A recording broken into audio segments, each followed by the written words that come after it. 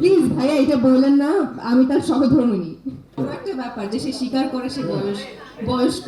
প্রথমত বলতে চাই, নিশু ভাইয়ের সাথে আমার একদিন দেখা হয়েছিল মেরিল প্রথম আলোর একটা অনুষ্ঠানে। তখন আপনি আমাকে একটা কথা বলেছিলেন, মনে আছে? অ্যাওয়ার্ড ফাংশনে দেখা হবে না? একসাথে যাইনি, বাট ওখানে আলাদা আলাদা গিয়েছিলাম একটা প্রোগ্রামে, দেখা হয়ে গেছে। তো আপনি একটা কথা বলেছিলেন আমাকে। কি বলছিলাম? তোমার সাথে আমার কাজ হবে না, আমি তো মানে বয়স্ক। হ্যাঁ, আমি তো সবাইকে বলি আমি তো বয়স্ক। একমাত্র নায়ক যে ভালোভাবে all credit goes to my director and my producer, যে নিশু ভাইয়ের সাথে। প্লিজ ভাইয়া এটা বললেন না, আমি তার সহধর্মিণী। আমাদের সিনেমায় একটা ডায়লগ লেখা হয়েছিল, ফাইনালি থাকবে কিনা সেটা দেখে যাই।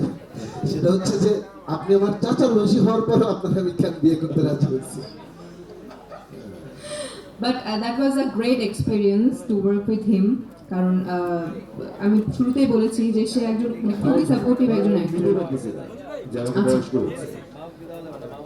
সবচেয়ে বড় কথা হচ্ছে ইউ আর মাই হাজব্যান্ড। এটাই থাক।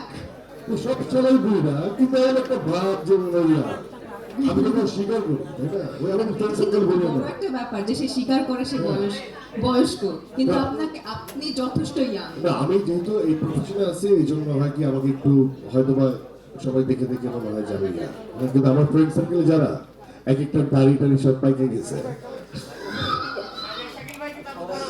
আঙুলটা ওই দিকেই গেছে, আঙুলটা ওখানেই গেছে। হ্যাঁ, এক একজনের ভুঁড়ি এরকম হয়ে গেছে। হ্যাঁ, তো যাক, যদি অ্যাক্টর না হয়ে যদি ডিরেক্টর হইতাম, তাহলে হয়তো আমার অনেক বড় বড় চুল থাকতো, এইখানে আসতাম হাফ প্যান্ট পরে। হ্যাঁ, খুব ক্যাজুয়াল থাকতাম, আরো বেশি ক্যাজুয়াল থাকতাম। এতদিন সিনেমাটা আমাদের ছিল, এখন 2 দিন পরে রিলিজ, 3 দিন পরে রিলিজ। আপনারা দেখে নিজেরাই জাজ করুন এবং আমাদেরকে ফিডব্যাক দিন যে আসলে আমি নতুনভাবে নিজেকে উপস্থাপন করতে পেরেছি কিনা। এবং আমার ডিরেক্টর তো সবসময় চেয়েছিল যে আমাকে এর আগে যেরকম ভাবে দেখা গেছে সেরকম ভাবে সে দেখতে চায় না।